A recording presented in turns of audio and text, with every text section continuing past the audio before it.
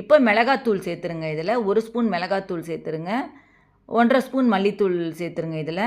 சேர்த்துட்டு இது நல்லா அப்படியே கிளறி விட்டுட்டே இருங்க.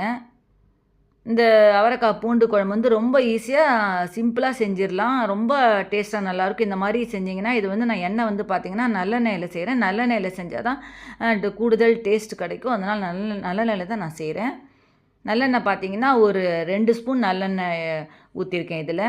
இப்போ அதை நல்லா கிளறி விட்டுட்டே இருங்க. அடுப்பை நல்லா மீடியம் சைஸ்லேயே வச்சுட்டு கிளறுங்க. இப்போ அவரைக்காய் வந்து இதில் சேர்த்துடலாம். அவரைக்காய் வந்து பார்த்திங்கன்னா நான் வந்து இது 1/4 கிலோ அவரைக்காய் எடுத்திருக்கேன். அந்த அவரைக்காய் இதில் சேர்த்துட்டு இந்த கிரேவியோடையே அப்படியே அதில் நல்லா சேர்த்து விட்டுடுங்க. இப்போ அதை நல்லா அப்படியே கிளறிட்டிங்கன்னா உங்களுக்கு அது அடுப்பு நல்லா மீடியம் சைஸ்லேயே வச்சுட்டு கிளறிட்டே இருங்க. இந்த குழம்பு வந்து ரொம்ப தோசை இதுக்கு இட்லிக்கெலாம் கூட இதை வச்சு சாப்பிட்லாம். இப்போ இதில் தண்ணி ஊற்றிடலாம். தண்ணி பார்த்திங்கன்னா நான் ஒரு 2 கப்பு தண்ணி இதில் நான் சேர்த்துருக்கேன். சின்ன கப்பால் 2